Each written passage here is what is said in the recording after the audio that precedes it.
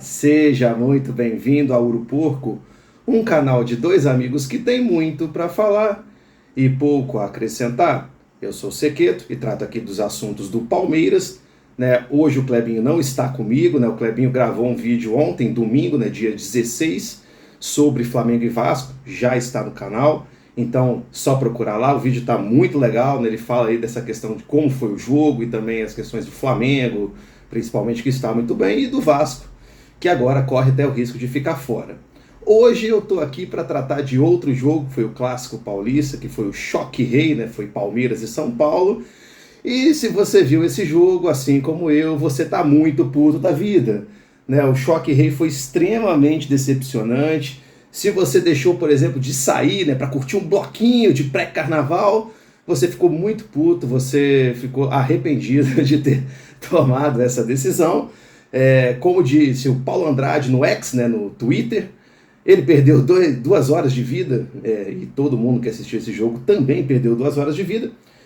Se você, por um acaso, né, tipo assim, sei lá, uma pessoa que você está se relacionando, um amigo, enfim, e você falou assim, não, vamos ver o jogo comigo, né, vamos assistir aqui um joguinho de futebol, dois times que são tradicionais, um clássico, dois dos melhores times do país, e essa pessoa viu esse jogo, ela se decepcionou, ela se traumatizou e nunca mais ela vai assistir futebol na vida dela, né? Que se dois times bons são assim, imagine um jogo de dois times ruins, né? O primeiro tempo ele foi horrível e o segundo tempo pareceu o primeiro. Brincadeiras à parte, o segundo tempo foi até um pouquinho melhor, não foi muito não, mas foi um pouquinho, né? Você teve ali mais chances. No primeiro tempo, até no segundo, na verdade, você teve duas boas chances ali. Você teve uma boa chance do São Paulo, né, com o Lucas, que bateu, e ali o Everton fez uma excelente defesa, e uma cabeçada do Flaco Lopes, que o Rafael também fez uma boa defesa, e teve até uma outra cabeçada, se você forçar um pouquinho a barra, que o Flaco Lopes estava sozinho, cabeceou para baixo e a bola quicou por cima do gol. Foram as melhores chances do jogo, ou seja, né, o rapaz ali que trabalha para Cazé TV, para o Grupo Globo, enfim, que faz os melhores momentos para Record, faz os melhores momentos do jogo, essa pessoa sofreu, né? O jogo ele não teve muitas ações, então né, eu até acompanhei depois para rever algumas coisas ali do jogo, tentei acompanhar ali pelo GE os melhores momentos, os caras colocaram falta que bateu na barreira, né, porque senão não dá uma quantidade de minutos decente no vídeo, e o vídeo não, né, enfim, não dá para assistir algo assim. Bom, o São Paulo, né, falando do São Paulo veio com uma postura bem defensiva, então isso mostra que claramente o São Paulo estava muito satisfeito com o empate. O São Paulo é líder do seu grupo, então não tem pelo que lutar muito, é garantir a classificação e pensar já na próxima fase e pensar nas próximas competições que vem daqui a pouco. O Palmeiras ainda luta por classificação, era o time mandante desse jogo, então se esperava uma postura um pouco mais agressiva, mais ofensiva.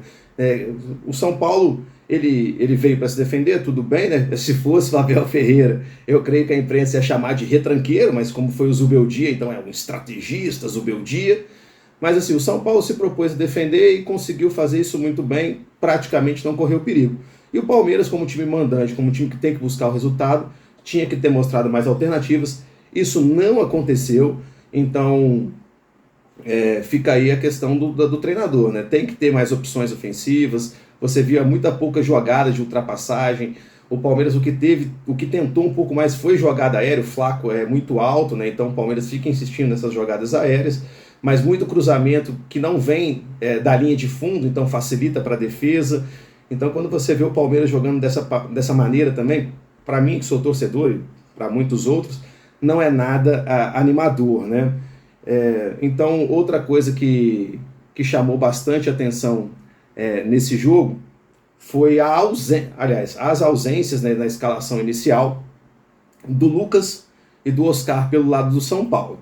E aí tem uma polemiquinha aí nessa questão, né? Por exemplo, segundo o São Paulo, né, o treinador, enfim, a diretoria de São Paulo, os dois jogadores pediram para não jogar no gramado sintético do Allianz Parque.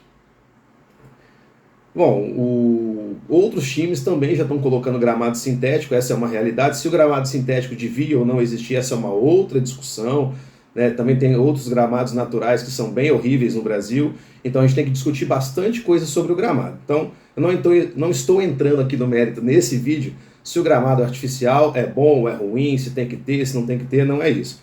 Mas o Botafogo também joga em gramado sintético, o Atlético Paranaense jogava, esse ano o Atlético Mineiro também jogará em gramado sintético, e aí fica a questão, né?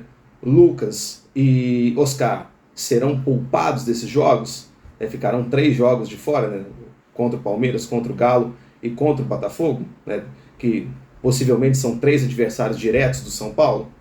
Não sei. Para mim, também tem um pouquinho de estratégia, aí sim, estratégia nessa...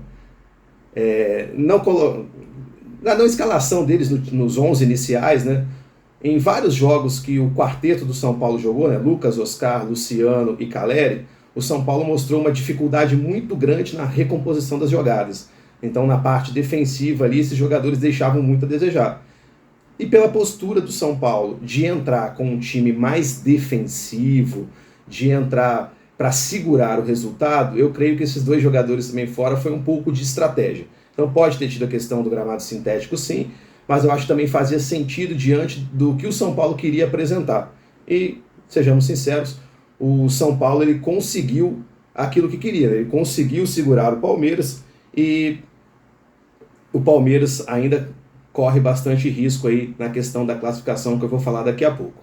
Ao final da partida, né, chamou a atenção as vaias do torcedor palmeirense e os protestos ali, né, da torcida, principalmente contra o diretor Anderson Barros e contra a presidente Aleida Pereira. E, na minha humilde opinião, a torcida nesse caso está certa, né, porque se você for olhar, por exemplo, o elenco do Palmeiras, eu já falei disso em vários vídeos aqui, o elenco do Palmeiras em 2025 é muito curto. Então vejamos a trajetória aqui, né? De 2024 para 2025, o Palmeiras já perdeu aí 9 jogadores e contratou só 4.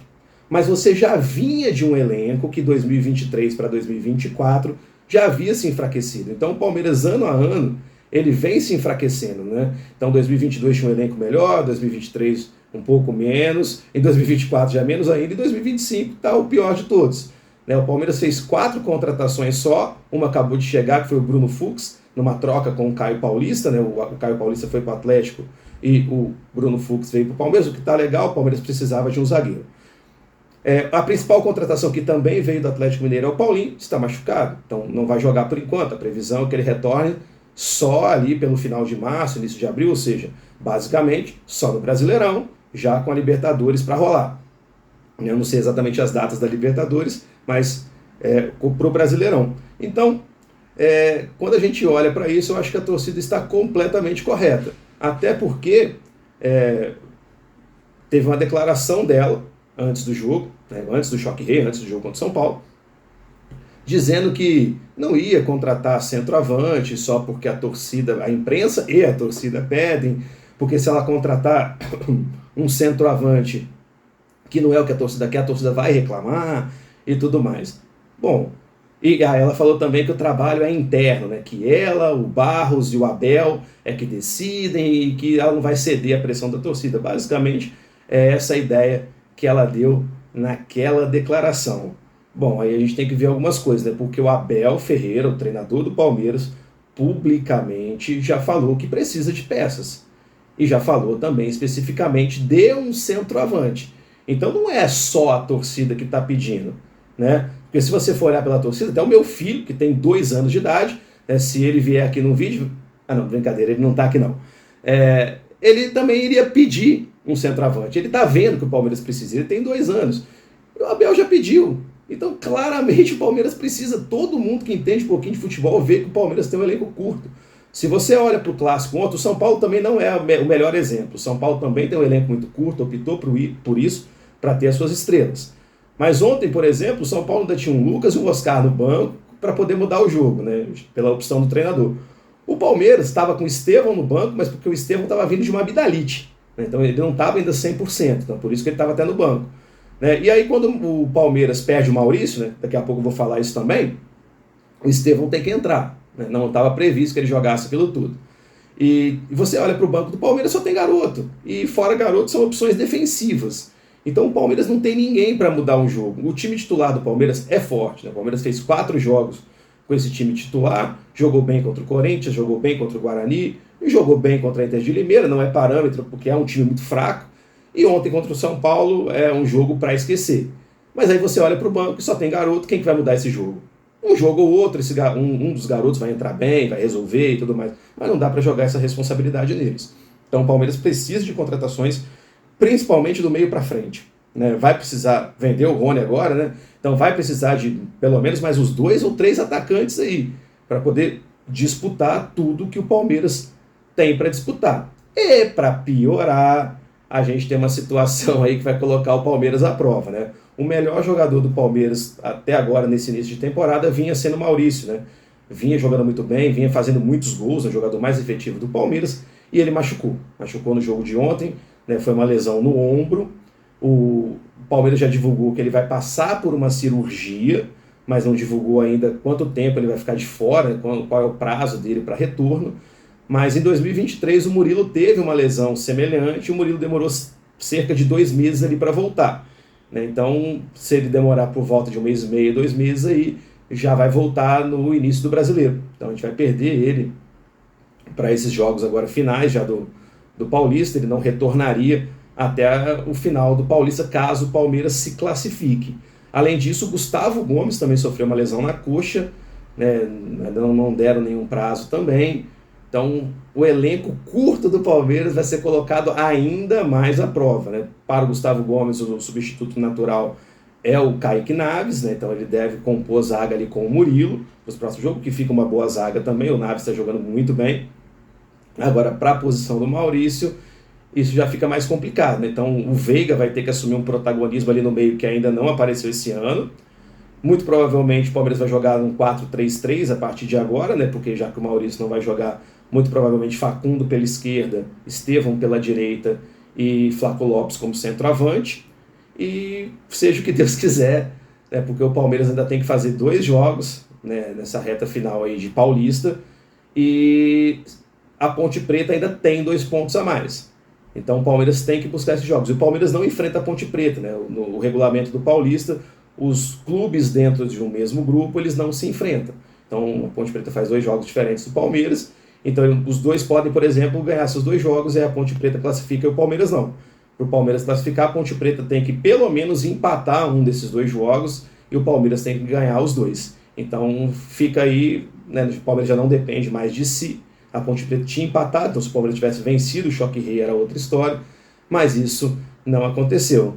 Tia Leila, a gente vai precisar de reforço sim, não adianta que a senhora fale, tá? A torcida sabe, o treinador sabe, e se esses reforços não vierem, o Palmeiras será coadjuvante, né? Agora, se vierem os reforços, o Palmeiras tem um time titular muito bom, e aí com outras peças que poderiam vir, o Palmeiras aí sim pode brigar por tudo. Paulinho, estreia logo, a gente quer que você venha porque a coisa tá feia. Se você chegou até aqui, se inscreva no canal, compartilhe com os amigos. A gente está com a ideia de chegar a uns 500 inscritos até o mês que vem, até o início do Brasileirão, para a gente fazer um conteúdo bastante legal aí durante o Brasileirão. Eu e o Clebinho está gravando um pouco separado esses dias por questão de agenda, mas em breve a gente vai voltar a gravar junto, vai fazer aquele conteúdo, aquela interação bacana que a gente já está conseguindo fazer, né? O meu time não está tão bem, o time do Clebinho está muito bem, mas mesmo assim eu estou aqui com a camisa, vou estar sempre representando o meu Palmeiras. Comentem, a gente sempre responde todos os comentários lá, curtam nossos vídeos e muito obrigado. Valeu!